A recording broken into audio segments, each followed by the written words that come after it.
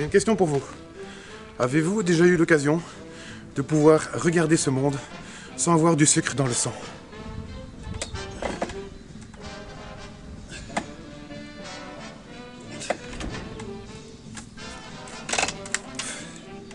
Si on m'avait posé cette question avant mon sevrage, la réponse aurait été non, jamais.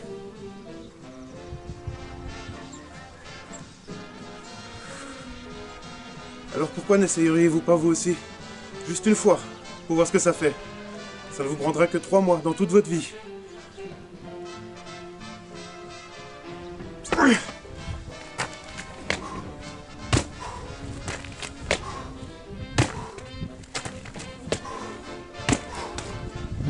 Comme ça, vous connaîtrez les 2 versions. Celle avec sucre, celle sans sucre, pour les avoir expérimentées par vous-même. Et vous pourrez ainsi choisir celle qui vous convient le mieux, en toute connaissance de cause.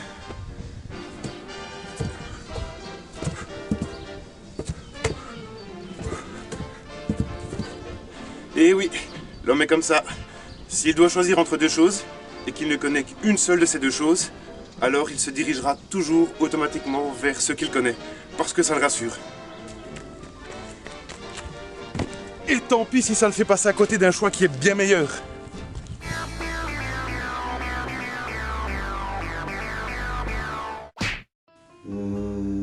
Bon, on en était où déjà? Au mode super guerrier et aux graines de chanvre. Ah oui, juste. Donc une fois que vous êtes sevré et que l'acheminement du glucose a retrouvé sa fluidité jusqu'à chacune de vos cellules, ce sont des graines de chanvre qui vous boostent en oxygénant tout ça. Et donc c'est ça qui vous donne accès à une énergie sans limite. Bon, il y a sûrement une limite, hein, mais perso, j'ai pas encore réussi à l'atteindre. Et c'est pas faute d'avoir essayé pourtant. Ces 8 derniers mois, je me suis fait une liste impressionnante de gamelles, de coups, de bleus, d'élongations, et même une belle petite déchirure aux abdos, à force d'essayer d'atteindre cette limite. À ce propos, j'aimerais ouvrir une petite parenthèse et faire une mise au point à propos des graines et de certaines idées reçues dans le monde végétalien frugivore. Il n'y a pas si longtemps, je suis tombé sur une vidéo dont le sujet était l'acné. Je vous résume brièvement. Donc, blablabla, l'explication qu'on a c'est peut-être trop de riz. Non, c'est n'importe quoi. J'expliquerai plus tard pourquoi.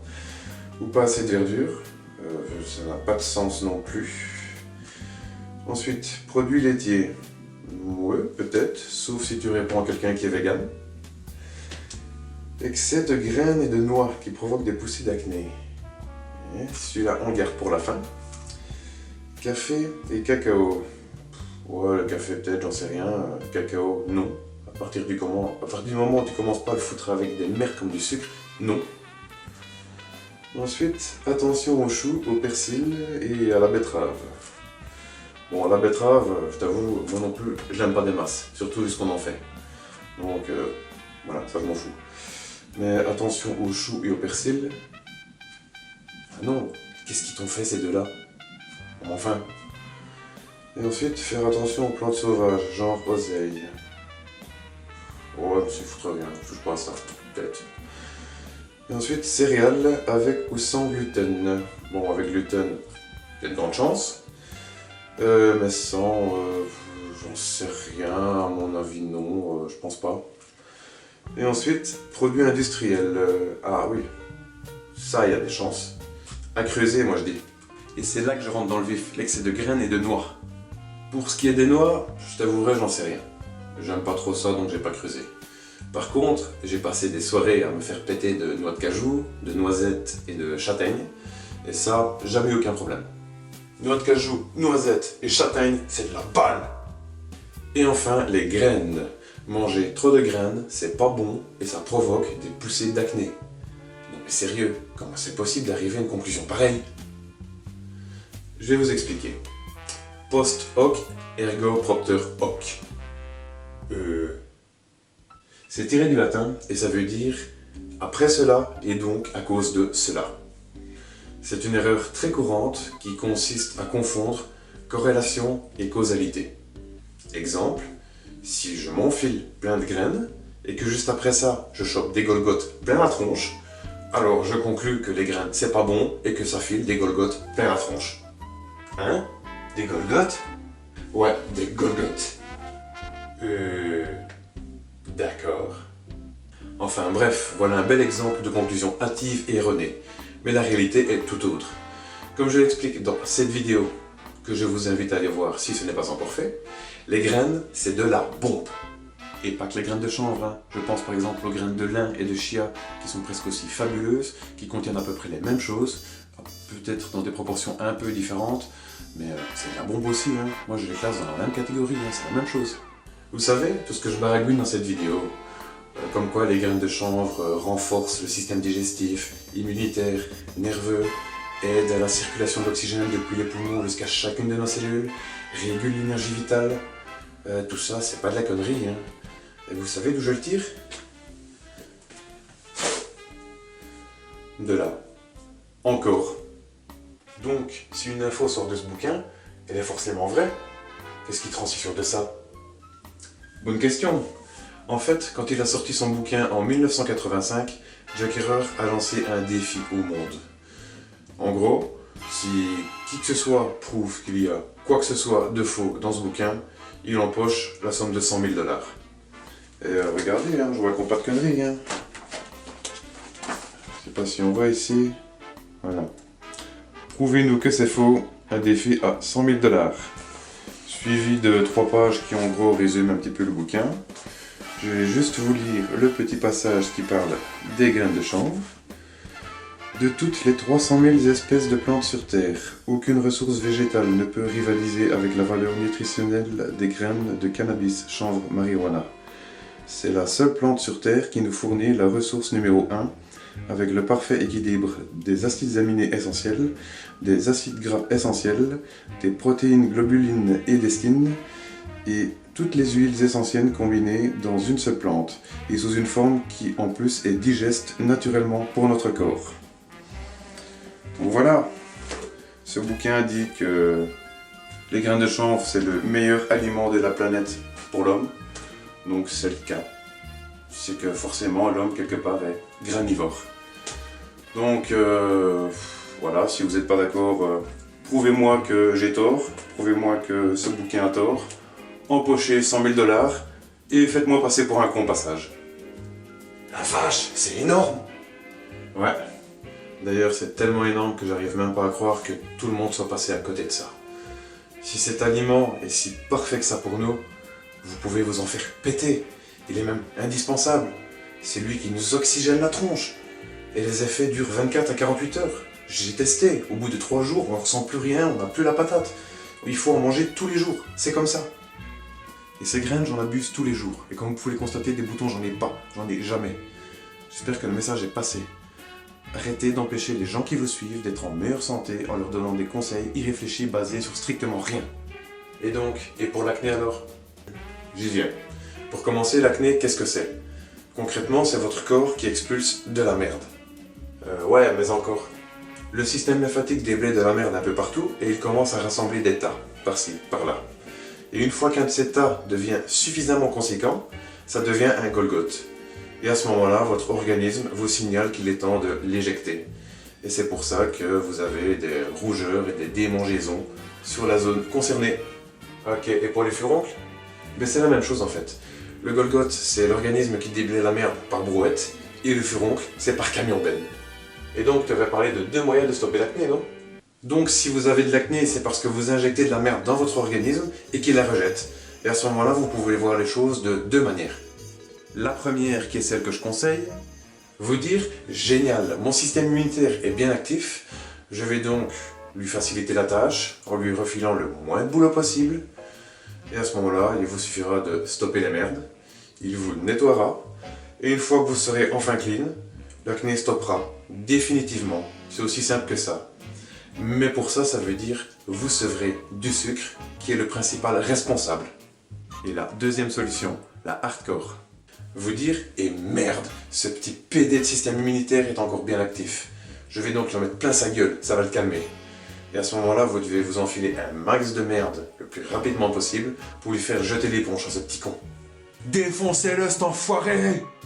Mais si vous optez pour cette solution-là, il vous faudra apprendre à vivre avec le fait que si vous êtes du genre à éliminer à la dure, à ce moment-là, vous serez une crevette à vie. Et si vous êtes du genre à stocker, à ce moment-là, vous aurez un gros cul à vie. Il faudra vivre avec, mais vous n'aurez plus d'acné.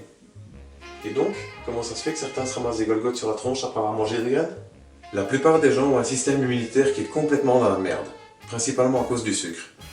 Et donc, il est temporairement à l'arrêt. Mais, certains ont des alimentations un petit peu moins pourries que les autres. Je pense principalement aux végétaliens et aux frugivores. Et chez ces personnes, il suffit de lui donner un petit coup de pouce pour qu'il se remette en route. Voilà pourquoi certains se chopent des boutons juste après avoir mangé des graines ou des noix qui les renforcent.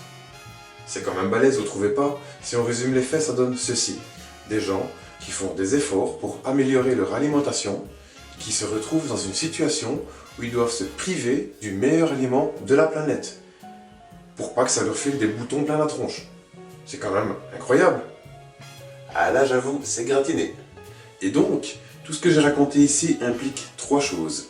Pour commencer, les graines de chanvre facilitent et raccourcissent clairement la période de sevrage. Ensuite, si vous tentez cette merveilleuse aventure qu'est le sevrage, alors vous serez certainement confronté au Golgoth. Surtout si vous êtes en surpoids.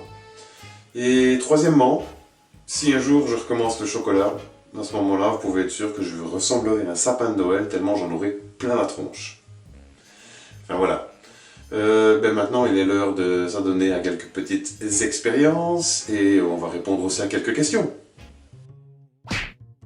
Et c'est parti pour le test numéro 4. Le sucre de coco. Bon, celui-là, c'est un sujet assez épineux. J'ai reçu plusieurs messages de frugivores végétaliens qui étaient assez inquiets à ce niveau-là, vu qu'ils en consomment. Et bien, malheureusement, je pense que c'est la même chose que le sucre de canne naturel. Pour commencer, quand j'ai ouvert le bocal, la première chose, c'est que... Il y a mon instinct de sevrer qui me dit « Dégage ce truc de là, c'est immonde !» Une espèce d'odeur de sucre là, à peu près la même chose que le sucre naturel. Enfin, je supporte vraiment plus ça. Enfin voilà, bon, je sais que...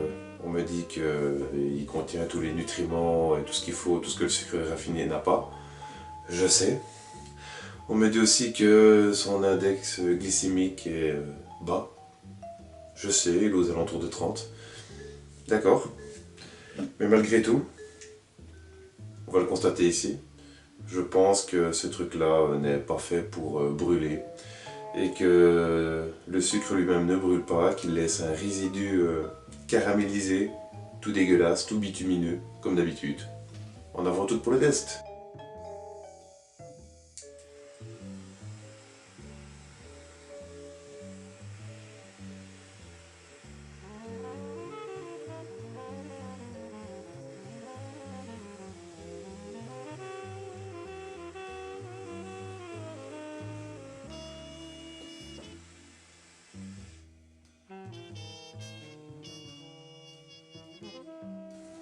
Oh.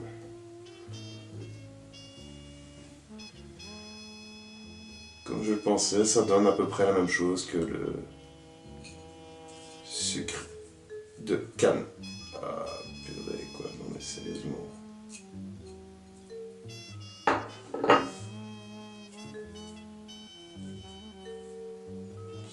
C'est du bitume, ça ne brûle pas. Et le test numéro 5, les dates. C'est aussi une question qui m'a été posée. Personnellement, depuis mon sevrage, je fuis instinctivement tout ce qui est trop sucré, trop collant, trop dégoulinant, etc. Donc les dates font partie de ce que je ne consomme pas. Mais comme on m'a posé la question, je me suis dit que ce serait intéressant de faire le test en fait. Donc ben voilà, on va cramer une date. Seulement comme il s'agit d'un fruit, ça risque de mettre assez longtemps. Donc pour ne pas faire péter l'assiette, j'ai pris un morceau de noix de coco. Et donc voilà, par contre ça risque d'être un petit peu long, donc il y a des chances que je coupe, que j'aurai ça après.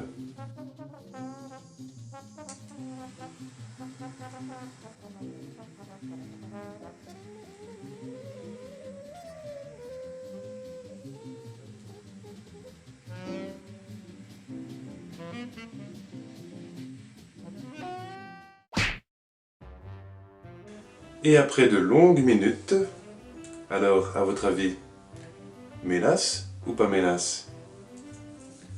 Eh bien non. Ça a donné du charbon. Comme quoi, le sucre des dattes est un bon sucre. On prend un morceau.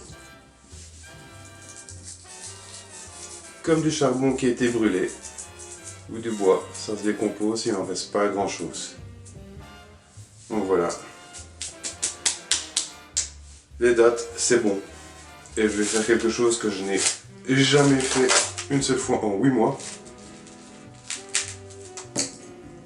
Merde, tant pis.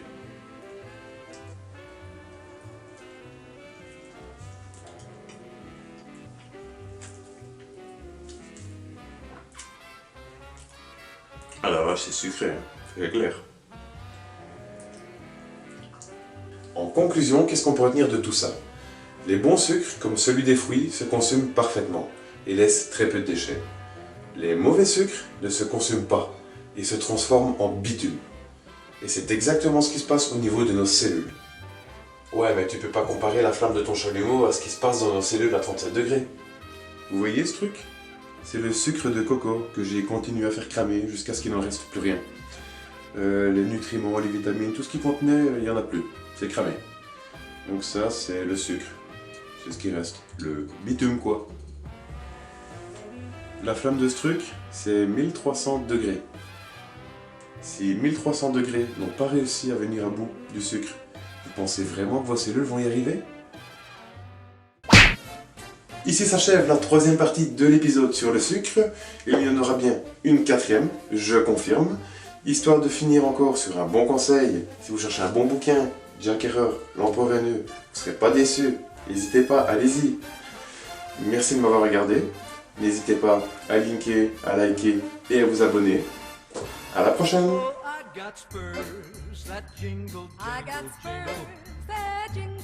As I go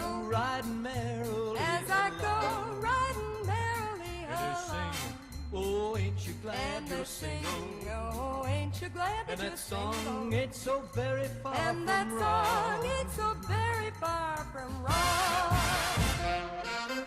Oh, Lily Bell, oh, Lily Bell, though I may have done some fooling, this is why I never Why that I never spells that jingle, I got jingle, jingle. spurs that jingle, As I jangle, go jingle. riding merrily As I go along. riding merrily And they sing, along.